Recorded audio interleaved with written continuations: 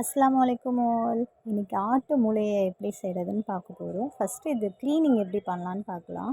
இது பார்த்திங்கன்னா ஃபுல்லாக அந்த ரத்த நரம்புகள் இருக்குல்ல, இது எல்லாமே நம்ம வந்து நல்லா தண்ணியில் டிப் பண்ணி ஃபுல்லாகவும் நம்ம க்ளீன் பண்ணி எடுத்துடணும். ஏன்னா இது நம்ம வயிற்றுக்கு ஆகாது. இதோடையே நம்ம செஞ்சோன்னா இந்த மாதிரி தண்ணியில் டிப் பண்ணி எடுத்தோன்னா அதில் வந்து தின்னாக ஒரு ஸ்கின்னு மாதிரி இருக்கும்.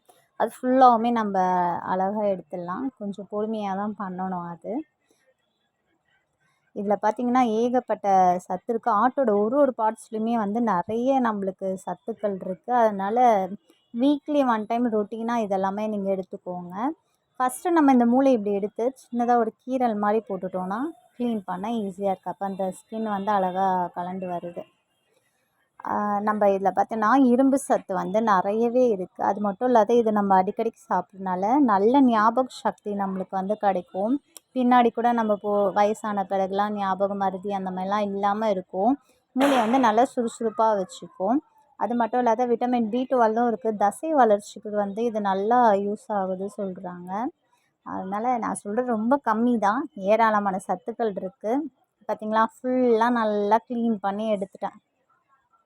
இந்த இடம்லாம் கூட நிறைய இருந்துச்சு. ஃபுல்லாக நம்ம நல்லா க்ளீன் பண்ணி எடுத்துகிட்டு இது ஒரு 4-5 டைம் நல்லா வாஷ் பண்ணி எடுத்துக்கலாம்.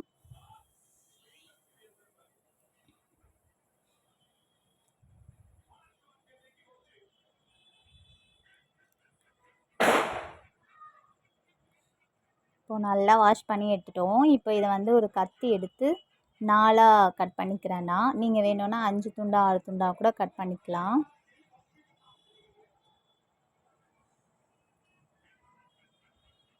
இது சாப்பிட அவ்வளோ டேஸ்ட்டாக இருக்கும். இப்போ நான் வந்து வெங்காயம்லாம் போட்டு கிரேவி மாதிரி தான் பண்ண போகிறேன். அது மட்டும் இல்லாத இது ஃப்ரை மாதிரி கூட பண்ணிக்கலாம். இப்போ நான் வந்து இதை மட்டும் பண்ணி காட்டுறேன். ஃபஸ்ட்டு கொஞ்சம் ஆயில் ஊற்றிக்கலாம். எண்ணெய் இது கம்மியாகவே ஊற்றணும். ஏன்னா இது ஃபுல்லாகவுமே கொழுப்பு தான். கொலஸ்ட்ரால் இருக்கிறவங்க இதை சாப்பிடாமல் இருக்கலாம், அவங்களுக்கு நல்லதில்லை. எண்ணெய் ஊற்றிட்டு ஃபஸ்ட் நான் வந்து ஒரு 2 வெங்காயம் மீடியம் சைஸில் கட் பண்ணி வச்சுருக்கேன். அதை போட்டு நல்லா ப்ரௌன் ஆன பிறகு ஒரு 3/4 ஸ்பூன் அளவு இஞ்சி பூண்டு பேஸ்ட்டு போட்டிருக்கேன். அதையும் போட்டு நல்லா வதக்கிக்கலாம். தேவையான அளவு உப்பும் நான் சேர்த்துட்டேன். இதில் பார்த்தோன்னா ஒரு 3/4 ஸ்பூன் அளவு வெறும் மிளகாத்தூளும் 1/4 ஸ்பூன் அளவு தனியாத்தூள், கொஞ்சமான மஞ்சத்தூள் அந்த குவான்டிட்டியில் போட்டு இதை கொஞ்சமாக தண்ணி ஊற்றி கொஞ்சம் நல்லா மசாலா வாசனை போகிற அளவுக்கு வதக்கிக்கலாம். எண்ணெய் பிரிஞ்சு வந்துச்சு. இப்போ என்னோடய ஃபேவரட்டான கொத்தமல்லி கொஞ்சம் போட்டு நல்லா வதக்கிக்கிறேன். நான் கரம் மசாலா போட மறந்துட்டேன். அது ஒரு 1/2 ஸ்பூன் இப்போது போட்டு கலந்து வதக்கிக்கிறேன். இப்போ இது நல்லா வந்த பிறகு இதில் கொஞ்சமாக தண்ணியும் ஊற்றிக்கோங்க.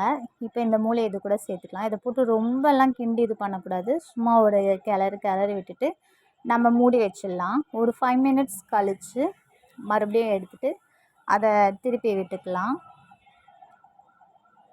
இது ரொம்ப நேரம்லாம் இல்லை, சீக்கிரமாகவே வெந்துடும் இது. இப்போ வந்து திருப்பி விட்டுட்டு கொஞ்சமாக மிளகுத்தூள் தேவையான அளவு போட்டு கிளறி விட்டுட்டு ஒரு 5 மினிட்ஸ் வச்சு இப்போ கொத்தமல்லியும் சேர்த்துக்கிறேன் நான். இப்போ வந்து சூப்பராக எண்ணெய்லாம் பிரிஞ்சு வந்துச்சு. சரியான டேஸ்ட்டாக இருக்கும் இது. இது வந்து நம்ம ரசம்க்கோ சாம்பாருக்கோ வச்சு சாப்பிட்லாம். அவ்வளோ டேஸ்ட்டாக இருக்கும். தேங்க்ஸ் ஃபார் வாட்சிங்.